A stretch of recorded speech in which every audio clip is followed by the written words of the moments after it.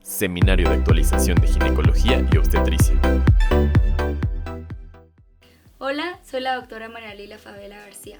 Sean bienvenidos al Seminario de Actualización de Ginecología y Obstetricia del Instituto Nacional de Perinatología. Me complace presentar el tema de síndrome de ovario poliquístico en adolescente y mujer joven, impartido por la doctora Fernanda López Torres.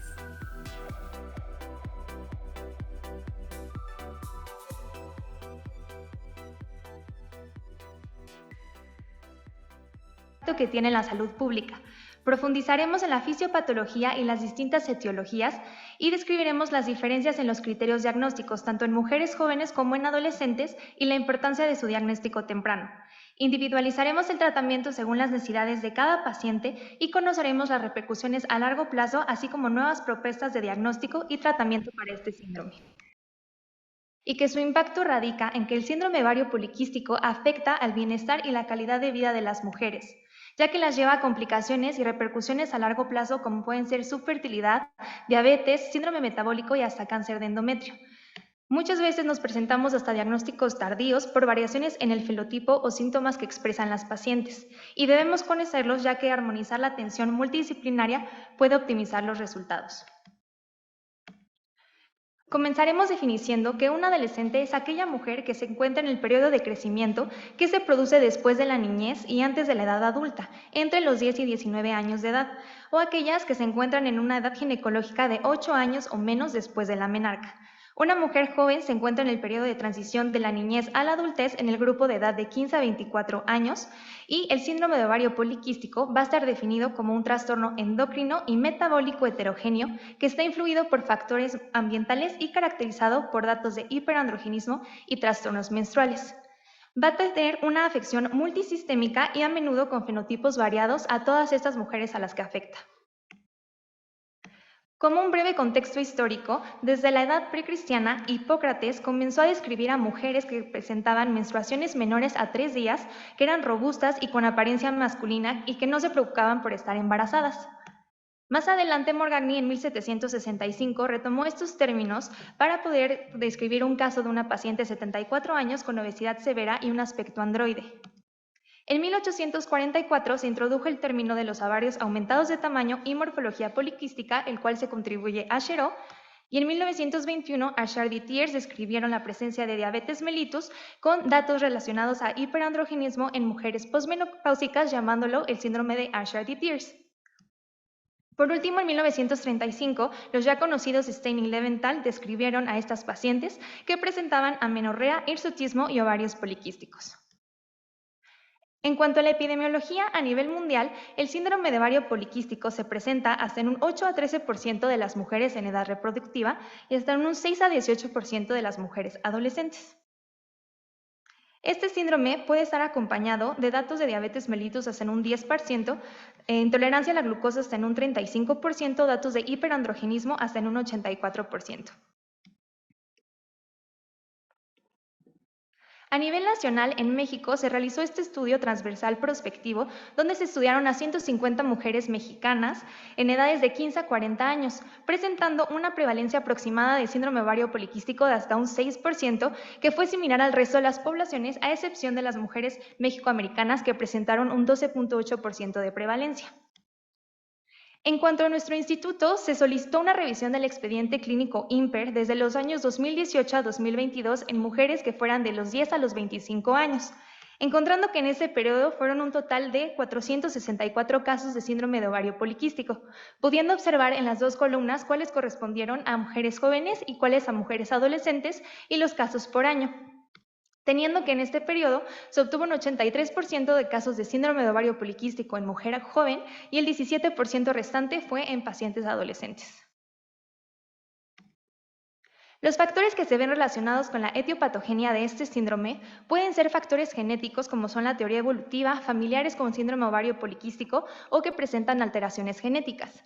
También pueden ser factores fetales como la exposición aumentada de andrógenos in útero, fetos que fueron madres con síndrome ovario poliquístico que presentaron obesidad y tabaquismo o programación fetal. Y en cuanto a los ambientales, nos preocuparemos por los hábitos dietéticos, toxinas, contaminación, así como el sedentarismo. Para la fisiopatología me gustaría hacer un breve recalco del ciclo menstrual, recordando que en la imagen se observa el día 1 como el primer día de la menstruación, el día 28 como el día previo a la siguiente menstruación. El ciclo menstrual va a constar de dos fases, una folicular o también llamada preovulatoria y una fase secretora, también llamada postovulatoria o fase lútea, la cual va a estar dividida justamente por, al presentar pulso de LH, la ovulación en el día aproximadamente 14. Este ciclo menstrual, recordemos que va a tener cambios a niveles uterinos, ováricos, hormonales, tubáricos y hasta en la temperatura corporal, teniendo como objetivo la ovulación para la posible implantación de un embrión y que en el momento en que estas condiciones no se realicen, tendrá una degeneración del cuerpo lúteo, generando una deprivación hormonal y así empezando el nuevo ciclo menstrual. Esta imagen de síndrome ovario poliquístico es bastante útil para nosotros poder entender que el síndrome de ovario poliquístico abarca el ciclo de vida de una mujer, desde inútero, pasando por la adolescencia hasta la adultez e incluyendo el embarazo. Sin embargo, no todos los factores van a afectar a cada individuo, pero sí es una red biológica de influencias neuroendocrinas, hormonales, metabólicas y genéticas que pueden interactuar entre sí. Profundizando un poco más, recordemos que el síndrome ovario poliquístico presenta un exceso de secreción de andrógenos. Esta misma puede estar contribuido por factores ováricos intrínsecos como son la esteroidogénesis alterada y extrínsecos como la hiperinsulinemia.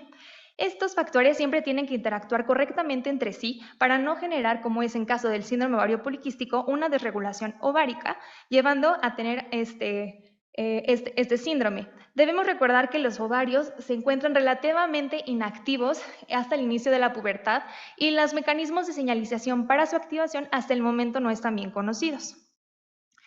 La función de la hormona antimulariana va a inhibir el reclutamiento folicular inicial y va a indicar la reserva folicular. Y recordemos que la esteroidogénesis se va a llevar a cabo en el ovario debido a la aromatasa que está estimulada por la hormona folículo estimulante y los andrógenos nos van a ayudar a promover el crecimiento de los folículos. A nivel neuroendocrino, a nivel de hipotálamo, en el núcleo arqueado, vamos a presentar estas neuronas llamadas KND por las sustancias que secretan, como la quispeptidina. Estas son las principales reguladoras de los pulsos hipotalámicos de GnRH. Los pulsos de GnRH van a actuar en la adenohipófisis, regulando los pulsos a su vez de la hormona folículo estimulante y luteinizante. En caso de síndrome ovario poliquístico, vamos a tener una alteración en los pulsos de GnRH. Cuando son pulsos rápidos vamos a poder ver una estimulación más acertada hacia la hormona luteinizante y cuando se trata de los pulsos lentos será hacia la hormona folículo estimulante. En este caso serán un aumento en la frecuencia y la amplitud de los pulsos de hormona luteinizante, lo cual va a llevar a una alteración del índice de FSH y el LH, llegando a una alteración del mecanismo de retroalimentación negativa. En cuanto a la hipersulinemia, en el ovario y la corteza suprarrenal, la insulina tiene como función potenciar a las hormonas para promover esteroidogénesis. Se ha visto que en estas pacientes van a presentar resistencia a la insulina, aumento de las grasas hepáticas y disfunción mitocondrial muscular.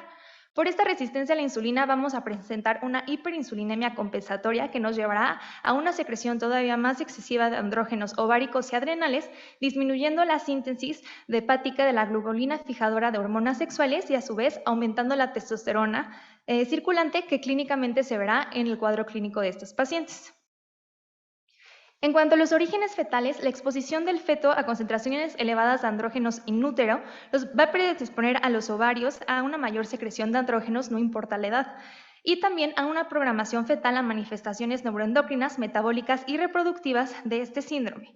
Hay que saber que la exposición fetal a exceso de andrógenos maternos puede llegar a ser un enigma, ya que por presencia de la aromatasa materna y de la globulina fijadora de las hormonas sexuales, esto no debería suceder.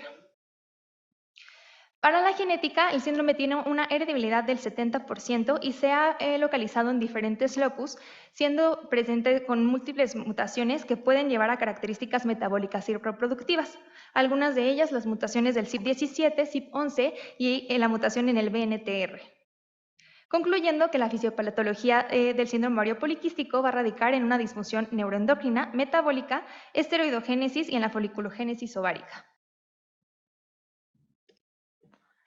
Toda paciente que esté con una sospecha de síndrome de ovario poliquístico debe de contar con una historia clínica completa. En esta debemos indagar en el inicio y exploración de los signos y síntomas, antecedentes familiares y si tienen algún tratamiento y cómo ha sido la respuesta a este mismo y si tienen alguna afección agregada. El cuadro clínico del síndrome ovario poliquístico es bastante amplio. Puede tener alteraciones desde el cambio en el estado de ánimo, fatiga, irregularidades menstruales, debilidad capilar, entre otras. Sin embargo, los pilares principales en los que nos vamos a centrar será en la disfunción ovulatoria, en el hiperandrogenismo y en la morfología de ovarios poliquísticos. Y aunque no se considera como un criterio diagnóstico, también nos podemos fijar en si la paciente presenta o no resistencia a la insulina. Vamos a comenzar describiendo cómo todo este panorama sería en una mujer joven. La disfunción ovulatoria se verá evaluada con la duración del ciclo menstrual, recordando que la oligoanovulación será dada en mujeres que presenten menos de 8 a 10 ciclos menstruales por año o de duración mayores a 35 días. La oligoanovulación no es igual a una oligomenorrea que es clínicamente evidente. De hecho, estas pacientes pueden llegar a presentar hasta patrones de polimenorrea o ciclos menstruales normales. De hecho, hasta en el 40% de las mujeres que presentan hirsutismo pueden llegar a ser oligoanovulatorias, aunque ellas afirmen que son eumenorreicas. Y saber que si tenemos alguna duda en este parámetro, podríamos llegar a determinar los niveles de progesterona para confirmar este parámetro. El hiperandrogenismo lo vamos a valorar en una entidad clínica y en una bioquímica. Clínica se manifiesta sobre todo con datos de acné, alopecia y lo más común con datos de hirsutismo. El hirsutismo es definido como la presencia de vello terminal de más de 5 milímetros que son vellos medulados. Estos se van a presentar en un patrón excesivo y masculino. Para nosotros valorar el hirsutismo vamos a utilizar la escala de Ferryman-Gallwey modificada. Va a valorar 9 áreas corporales de distintas partes del cuerpo y se va a dar una puntuación del 1 al 4 dependiendo la presencia o ausencia del vello. Se va a hacer una sumatoria de estos para llegar a un puntaje final. Debemos tomar en cuenta que todo el cuerpo debe ser evaluado y debemos interrogar siempre si hubo algún tipo de depilación mecánica previa. Cualquier mujer que presente un grado mínimo de exceso terminal de vello deberá ser evaluada para un exceso de andrógenos. Esta puntuación, a partir de 3, ya puede llegar a ser anormal. Sin embargo, hasta puntos de arriba de 8 podemos ya diagnosticar hirsutismo. Estos cortes pueden variar según la población y la etnia de las pacientes, pero cualquier paciente que presente puntuaciones por arriba del percentil 95 se va a considerar como una puntuación excesiva. En cuanto al hipoandrogenismo bioquímico, vamos a tener que evidenciar las concentraciones excesivas de andrógenos en sangre, sobre todo solicitando testosterona libre, testosterona total, dihidroepiandrogesterona y androstenediona. Un valor anormal de andrógenos nos va a poder realizar el diagnóstico de hiperandrogenemia. Siempre vamos a tener que tener en nuestro abordaje la testosterona total y libre. En cuanto a la dihidroepiandrosterona y la androstenediona, debemos saber que la podemos pedir de forma opcional, lo cual nos puede ampliar nuestro parámetro diagnóstico hasta en un 15 a 20% de las mujeres o que nos pueda llegar a ser útil como un diagnóstico diferencial. En cuanto a los niveles de corte de los andrógenos, realmente no hay niveles de corte descritos actualmente, ya que va a variar según la técnica analítica que se utilice, ya sea un radioinmunoensayo, cromatografía o hasta espectrometría de masas. En cuanto a la morfología del ovario poliquístico, debemos de conocer estrictamente estos criterios, ya que si no, nos puede llevar a un sobrediagnóstico del síndrome. En mujeres que presenten una clínica de hiperandrogenismo y de disfunción ovulatoria, hay que saber que no es obligatorio la utilización de un ultrasonido para confirmar la morfología poliquística. Y que esta se puede utilizar el ultrasonido transvaginal sobre todo, y que si utilizamos un ultrasonido transabdominal para la evaluación, va a ser mucho mejor predictor el volumen ovárico que el recuento de folículos para el diagnóstico. En los criterios de Rotterdam se consideró una morfología de ovario poliquístico cuando se presentaba un volumen ovárico mayor a 10 cc o folículos que tuvieran un diámetro de 2 a 9 milímetros. Esto siendo con una sensibilidad para el volumen de 74% y especificidad de 68%, y para los folículos con diámetro de 2 a 9 milímetros una sensibilidad del 82% y una especificidad del 85%, sabiendo que tenemos que contar con un conteo de folículos centrales para establecer el diagnóstico entre un rango de 12 a 18. Sin embargo, en el 2014, Rotterdam hizo una actualización debido a los avances en la tecnología de estos transductores. Tomando en cuenta que contamos con un transductor que presente frecuencias arriba de los 8 MHz, tenemos que subir este conteo de folículos centrales para establecer el diagnóstico a un número de 25.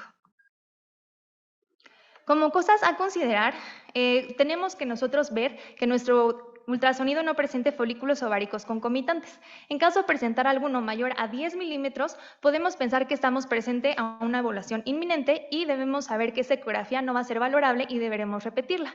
Para evitar estas ocasiones, debemos pedir siempre este estudio en la fase folicular temprana, sobre todo en los días 3 a 5 del ciclo. La morfología ovárica también puede verse alterada por presencia de hormonales combinados. Estos deben de por lo menos suspenderse 6 meses antes si queremos hacer un diagnóstico acertado. En cuanto a la resistencia a la insulina, como lo comentamos, no hay una suficiente evidencia para justificar que se incluya en los criterios diagnósticos. Sin embargo, si presentamos con alguna paciente que tenga acantosis nigricans, factores de riesgo para diabetes o algún tipo de sobrepeso u obesidad, podremos nosotros calcular una resistencia a insulina con el índice de HOMA, el cual se obtiene con una insulina plasmática en ayunas multiplicada por una glucosa plasmática y dividida entre 22.5. Valores por arriba de 2.5 harán el diagnóstico de resistencia a la insulina. Los laboratorios y gabinetes que podemos pedir de forma extra serían los índice de andrógenos libres, perfil tiroideo, progesterona, hormona antimuleriana y saber que la imagen de primera línea es el ultrasonido. Sin embargo, ciertas guías pueden recomendar la tomografía y resonancia magnética. Todo esto será como auxiliar para el diagnóstico o para poder nosotros encontrar diagnósticos diferenciales. Habiendo tenido una historia clínica adecuada, una exploración física completa y estudios de laboratorio y gabinete, vamos a poder así integrar criterios diagnósticos para llegar a un diagnóstico certero de SOP. Los ciertos criterios diagnósticos hay que recordar que empezaron en 1990 con los criterios del NIH. Posteriormente, en el 2003, fueron los criterios de Rotterdam que fueron propuestos por la ESRE y la ASRM, donde proponían como criterios el hiperandrogenismo, la oligoanovulación y la morfología de ovario poliquístico, únicamente requiriendo 2 de estos criterios para hacer el diagnóstico y sabiendo que no importa el criterio que se utilice, siempre debe ser un diagnóstico de exclusión. Con estos criterios tenemos una prevalencia de 29.3% del síndrome de ovario poliquístico. Pero en la actualidad, los criterios que nosotros utilizamos son los del consenso del NIH del 2012, donde se tomaron esos criterios de Rotterdam, sin embargo se hizo una actualización identificando ciertos fenotipos específicos. En estos, el fenotipo A será clasificado como un clásico completo, pacientes que presenten hiperandrogenismo, oligoanovulación y morfología de ovario poliquístico. El fenotipo B es el fenotipo clásico únicamente con hiperandrogenismo y oligoanovulación. El fenotipo C, que es el ovulatorio, presentando hiperandrogenismo y morfología de ovario poliquístico, y el fenotipo D, que es el no hiperandrogénico, presentando oligoanovulación y morfología para ovario poliquístico, siendo el más prevalente de ellos hasta el fenotipo A en un 40.8%. Es difícil el diagnóstico de síndrome ovario poliquístico en la adolescencia, sobre todo por la superposición de eventos fisiológicos que pueden ocurrir en la pubertad, y debemos saber que hay que hacer una diferencia con los criterios diagnósticos en mujeres adultas. Únicamente recalcando en la disfunción ovulatoria, para nosotros poder definir que un adolescente tiene un ciclo menstrual irregular, debemos de tomar en cuenta el tiempo que lleve acuerdo posterior a su menarca, siendo en el primer año posmenarca no valorable porque pueden ser ciclos menstruales irregulares que se presentan en la transición a la pubertad, después del primer año y menor a los 3 años posmenarcas cuando son menores a 21 días o mayores a 45 días, arriba de los 3 años que sean duraciones de ciclos menores a 21 días o mayores a 35 días o en su defecto menos de 8 ciclos por año. Y cuando ya se presentan más de un año, también podríamos considerarlos cuando hay ausencia de 3 ciclos o mayores a 90 días de cualquier ciclo. En cuanto al hiperandrogenismo clínico en la adolescente, el acné es bastante común en pacientes adolescentes de leve a moderado. Sin embargo, cuando vemos presencia de acné severo, podremos sospechar en síndrome ovario poliquístico. Aunque realmente no existe algún consenso para la evaluación de gravedad, sobre todo las pacientes van a presentar mayor número de lesiones comedogénicas, resistencia a múltiples medicamentos y pueden llegar a causar cicatrices. En cuanto al hirsutismo, cuando es un hirsutismo leve, también puede reflejar una valoración étnica y una progresión puberal normal. La escala de Freeman-Galway igualmente se va a utilizar, sin embargo va a haber un cambio en la puntuación utilizando un corte desde 6 puntos para diagnosticar hirsutismo. Al ser una población adolescente que se preocupa por la imagen corporal, debemos de interrogar dirigidamente si utilizó algún método de depilación mecánica y dependiendo del que se use, sea láser, cera o afeitado, deberemos esperar 3 meses, 4 semanas o 5 días respectivamente para realizar adecuadamente esta evaluación. En cuanto al hiperandrogenismo bioquímico, debemos saber que las adolescentes van a alcanzar los niveles de andrógenos de un adulto a partir de los 14 años. Sin embargo, igual faltan niveles de referencia de estos. Algunas literaturas han tratado de proponer algunos cortes, sin embargo, también va a valorar y variar de la técnica analítica y de la población. En esa población, en cuanto al uso de anticonceptivos hormonales, vamos a tener que suspenderlos 3 meses antes, a diferencia de la mujer joven, que será 6 meses antes de la evaluación. En esta población, el hiperandrogenismo clínico aislado se puede presentar hasta un 16.1%, el bioquímico aislado hasta 6.6% y el clínico y bioquímico combinado hasta en un 1.3% de esta población. En cuanto a la morfología de ovario poliquístico, creo que es el parteaguas en el diagnóstico en una población adolescente, ya que debemos de recordar que no se debe utilizar la ecografía pélvica para el diagnóstico de síndrome ovario poliquístico en pacientes que tengan una edad ginecológica menor a 8 años, esto empezando con su menstruación. Las razones por las cuales no se recomiendan es, la primera, la mayoría de las ecografías a esta edad, por falta de inicio de vida sexual, se realizan de manera transabdominal en vez de transvaginal, afectando un poco la precisión de estos hallazgos. Y el siguiente punto es que la presencia de morfología de ovario poliquístico en estas adolescentes puede llegar a ser fisiológica y de una condición transitoria. De hecho, se ha visto que con distintos criterios, si utilizamos esto, puede aumentar la prevalencia de síndrome ovario poliquístico, aumentando, por ejemplo, en los criterios de Rotterdam hasta en un 57% si se utiliza en mujeres sanas con esta morfología poliquística. En cuanto a la resistencia a insulina, en las pacientes adolescentes tampoco va a estar recomendada para el diagnóstico durante la adolescencia, pero sí lo deberemos de tomar en cuenta en pacientes que presenten obesidad, ya que se va a ver exacerbada por esto, y en cualquier paciente que tengamos sospecha deberemos de empezar con un estilo de vida saludable. Este estudio fue realizado aquí en el Instituto Nacional de Perinatología en el 2022, el cual fue un estudio retrospectivo observacional que tuvo como objetivo conocer la prevalencia de los fenotipos según los criterios del NIH en adolescentes de un tercer nivel con relación a la resistencia de insulina según su fenotipo. Se incluyeron a 47 adolescentes del 2015 al 2022 y fueron clasificadas según el fenotipo de los criterios de Rotterdam. A todas ellas se les solicitó un perfil hormonal con andrógenos, insulina y glucosa en ayuno. Pudimos observar que dentro de los criterios de prevalencia, el mayor fue de oligoanovulación seguido por un hiperandrogenismo clínico bioquímico, y que en fenotipos el mayor fue de 48% el fenotipo A, el fenotipo B en un 36% y el fenotipo D en un 16%. Se tomaron las variables estadísticas y sacó una media, observando que la edad fue de 16 años con un índice de masa corporal medio de 27, un índice de HOMA de 3.42 y una testosterona libre media de 1.42 cuando se consideró positiva por arriba de 0.7. Se pudo valorar que en el fenotipo A se presentó también una resistencia a la insulina en estas pacientes en un 61.5%, en el fenotipo B en un 30.5% y en el fenotipo D en un 8%. Concluyendo que el fenotipo de mayor prevalencia también en esta población será el fenotipo A y que se relacionó a un alto porcentaje de resistencia a la insulina.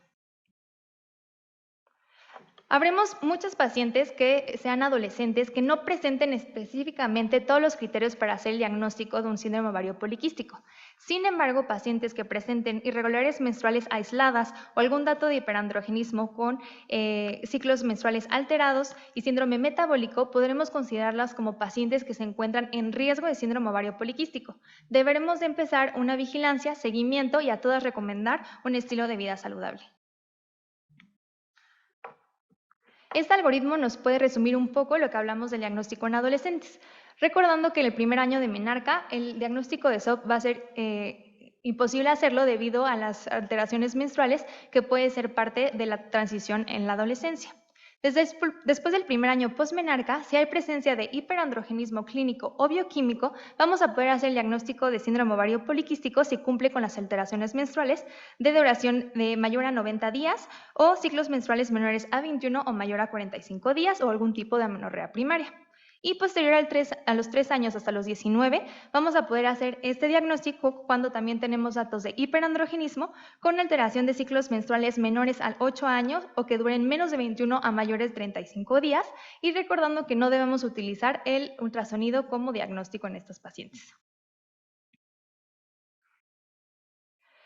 Las guías internacionales mencionadas en esta imagen de una revisión sistemática del año 2021 consideraron ciertos criterios para el diagnóstico de síndrome ovario poliquístico y como podemos ver ninguno utilizó lo que es el ultrasonido transvaginal y estos mismos presentan ciertas recomendaciones que veremos más adelante en el tratamiento. Como diagnósticos diferenciales, tenemos que tomar todos los laboratorios que ya mencionamos para los auxiliares diagnósticos, así como también estudios de imagen, para descartar pacientes que cuenten con tumores secretores de andrógenos, acromegalia, alguna hiperplasia adrenal congénita, enfermedades tiroideas o hasta alteraciones de prolactina que pueden enmascarar este cuadro y poder mimetizarlo con un síndrome de ovario poliquístico. En cuanto al tratamiento, la piedra angular del síndrome ovario poliquístico va a ser la modificación de hábitos y estilo de vida, teniendo en cuenta que el tratamiento va a ser totalmente individualizado y el tratamiento farmacológico se va a ir en relación al motivo de consulta que tenga la paciente en ese momento, ya sea en cualquier parámetro de trastornos menstruales, de morfología poliquística, de infertilidad, resistencia a la insulina. Vamos a utilizar entonces estas guías internacionales utilizando sus mayores recomendaciones para tratar cada uno de estos aspectos. En cuanto al estilo de vida, en todas las guías se menciona justamente los cambios en dieta y ejercicio. En dieta recomiendan una pérdida de peso del 5 al 10% y un déficit de calorías de 500 a 700 por día, teniendo una dieta con índice glucémico bajo y asociándola a una actividad física de por lo menos 150 minutos por semana y en el momento que queramos lograr un mantenimiento se cambie a 90 minutos por semana. Se recomiendan ejercicios que sean de moderada a alta intensidad. En cuanto a las irregularidades menstruales, en los tratamientos de primera línea fueron la anticoncepción hormonal combinada, tanto en mujer joven adulta como en pacientes adolescentes, cualquiera que tenga sospecha diagnóstica o ya síndrome ovario poliquístico confirmado. Como tratamiento de segunda línea se ofrecen, sobre todo en pacientes que presenten datos de hirsutismo y acné, tratamiento con metformina, acetato de ciproterona o drospirenona, sobre todo por sus efectos antiandrogénicos. Y como inducción del sangrado por depuración periódica también se puede utilizar la progesterona. Para el tratamiento del hiperandrogenismo, vamos a tener que no hay realmente recomendaciones tan directas sobre el tratamiento del hirsutismo y acné, van a ser muy variables. Sin embargo, algunas guías recomiendan el uso de flornitina, que realmente no lo tenemos aquí en México, o la fotodepilación mecánica. La Endocrine Society también nos va a recomendar el uso de anticonceptivos hormonales combinados, ya que dice que con este medicamento vamos a poder abarcar mucho más parámetros que se presentan en el síndrome de ovario poliquístico con un solo medicamento. Como tratamiento de segunda línea, recomiendan los medicamentos antiandrógenos que pueden utilizarse solos o en combinación con los anticonceptivos hormonales. En cuanto a los medicamentos que vamos a utilizar, debemos de saber que los anticonceptivos hormonales combinados van a cambiar dependiendo de la progestina que contengan. Estas son algunas tablas que nos mencionan los distintos efectos que pueden llegar a tener.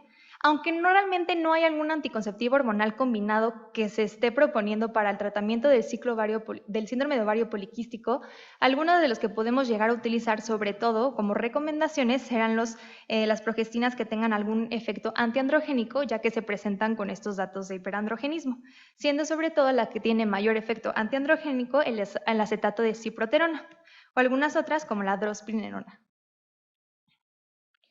En cuanto a los riesgos metabólicos, la metformina es el sensibilizador de insulina que está hasta la fecha más estudiado para el síndrome ovario poliquístico. Este reduce la secreción de andrógenos ováricos y suprarrenales, reduciendo también la secreción pituitaria de hormona luteinizante y aumentando los niveles de la globulina fijadora de hormonas sexuales. Se puede llegar a dar en combinación con otros tratamientos y sobre todo se da en mujeres que presenten sobrepeso, obesidad o alguna resistencia a la insulina, ya que va a optimizar el control del peso y también el hiperandrogenismo. No hay actualmente algún asesoramiento específico que nos dé algún punto de inicio o de duración de este tratamiento. Y en pacientes adolescentes su uso es controversial. Algunas guías lo recomiendan y algunas no, pero sin embargo no hay algún estudio hasta la fecha que también presenta algún efecto adverso sobre el uso de este medicamento, por lo que lo dejamos al criterio del médico. En este estudio prospectivo que fue publicada en la revista Curious en el año 2022, tuvo como objetivo ver los efectos que podían tener la berberina, la metformina y el mioinositol en los parámetros clínicos, metabólicos, endocrinos y lipídicos en mujeres con síndrome de ovario poliquístico. Se incluyeron a 129 mujeres entre 15 a 40 años del colegio del Hospital de Nueva Delhi y fueron estudiadas por 24 meses. Las pacientes se clasificaron con síndrome ovario poliquístico según los criterios de Rotterdam y tuvieron como criterios de exclusión enfermedades sistémicas endocrinas, síndrome de Cushing, trastornos tiroideos o medicamentos que alteraran la insulina, la obesidad, anticonceptivos hormonales combinados, fármacos de inducción a la ovulación o tratamientos de fertilización. Se comparó a cada uno de estos medicamentos por sí solo, observando que en todos estos parámetros clínicos, lipídicos, endocrinos, tuvieron una mejoría significativa por aislado. Sin embargo, al compararlo entre cada uno de ellos, se observó que hubo una mejoría estadísticamente significativa en la disminución de la circunferencia de la cintura y del índice cintura-cadera en los 3 grupos, pero siendo el mayor de estos con el uso de la metformina. En cuanto a la mejoría de la glucosa basal en ayuno y de la insulina basal en ayuno, también en los 3 grupos obtuvo mejoría, siendo el de mayor función el mioinositol. Y en cuanto a los parámetros lipídicos y de mejoría en el índice de andrógenos libres, así como en la globulina fijadora de hormonas sexuales, también tuvo efecto en estos 3 medicamentos, pero la berberina fue el que fue más eficaz en estos. Pudiendo concluir que el mioinositol sobre todo nos ayudará en marcadores de insulina y glucosa basal en ayuno, la formina recordando que ya está estudiado que puede ayudar en todos estos parámetros de síndrome ovario poliquístico, pero que la berberina se encontró ser eficaz sobre todo para mejorar estos parámetros clínicos, hormonales y lipídicos, los que nos puede abrir una ventana de estudio más adelante. En cuanto a la infertilidad, el tratamiento de primera línea igual serán los cambios en estilo de vida. Sin embargo, también podemos utilizar fármacos para inducción a la ovulación, gonadotropinas exógenas o la perforación ovárica laparoscópica, siendo esta la última ya en desuso. Como tercera línea podremos utilizar técnicas de reproducción asistida como la fertilización in vitro. En cuanto a los fármacos que podemos utilizar para la inducción a la ovulación, contamos con el letrozol y el citrato de clomifeno. Recordemos que el letrozol es un inhibidor de la aromatasa que nos puede ayudar sobre todo en los primeros días del ciclo. El citrato de clomifeno es un análogo de GnRH que también está considerado de primera línea sobre todo por la FDA y la R.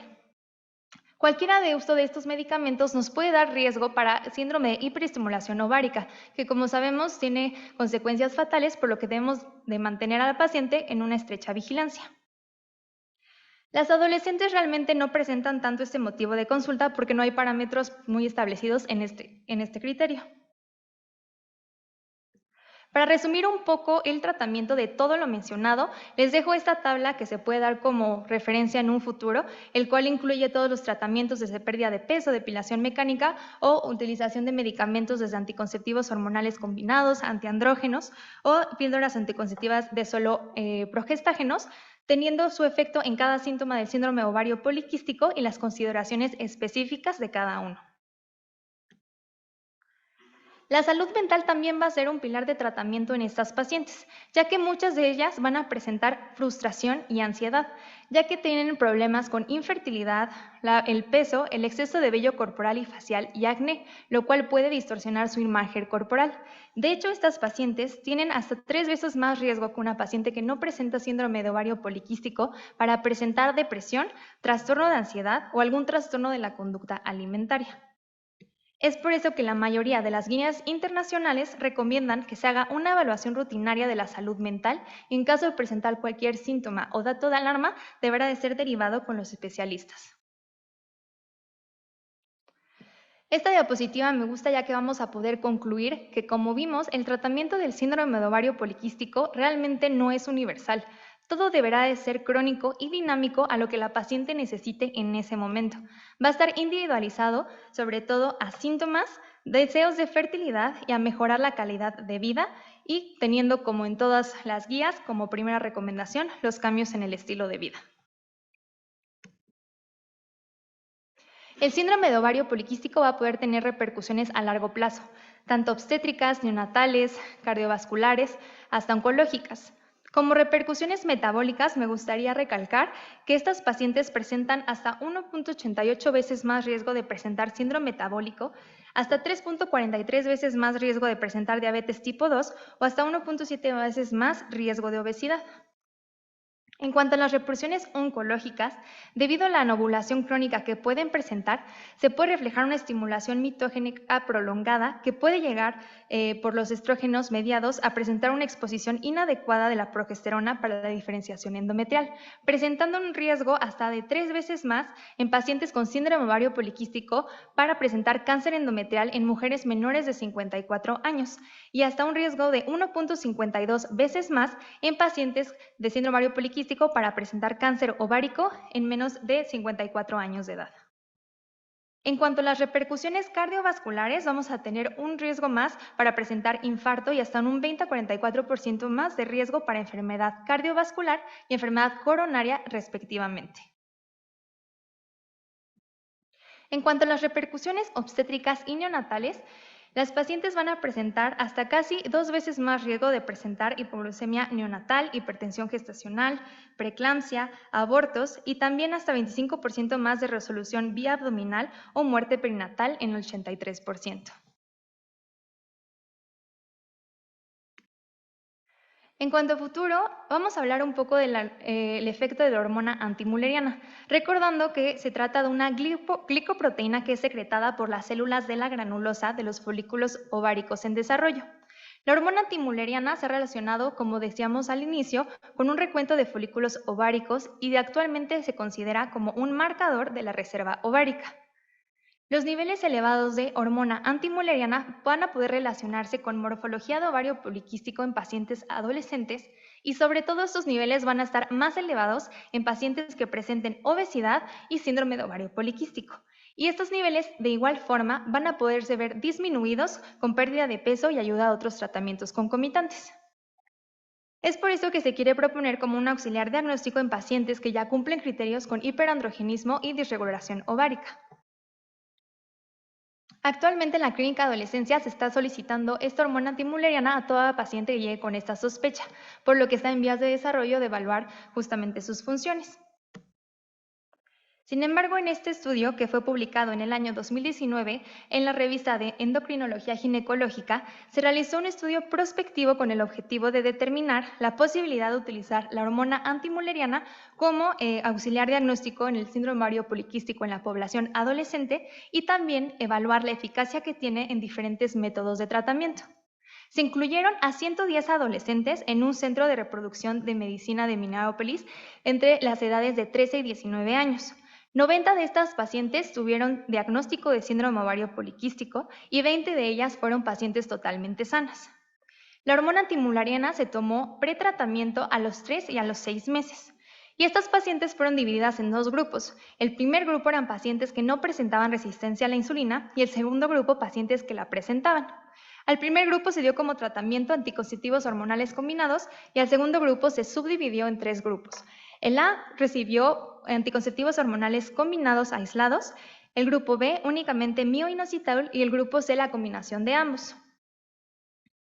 Pudiendo observar sobre todo que después de este tratamiento, desde los 3 meses, los niveles de hormona antimülleriana sufrieron una disminución y continuó esta misma disminución posteriormente a los 6 meses. También tuvo una mejoría significativa en el volumen ovárico, en el conteo de folículos antrales, pudiendo ver que el nivel promedio de la hormona antimülleriana en estas pacientes fue de 11.8, que fue significativamente mucho mayor que el control que se tenía de 2.98. En cuanto a los subgrupos, recordando el subgrupo A que se utilizó los anticonceptivos hormonales combinados, se observó una mejoría sobre todo, como ya habíamos comentado, en la disminución de la hormona antimülleriana, el volumen ovárico y los folículos antrales, pero también viendo una disminución en la hormona luteinizante. En el grupo B, que fue el grupo del mioinositol, se observó una mejoría sobre todo a los 6 meses en los riesgos metabólicos, disminuyendo el índice de HOMA, el peso y el índice de masa corporal.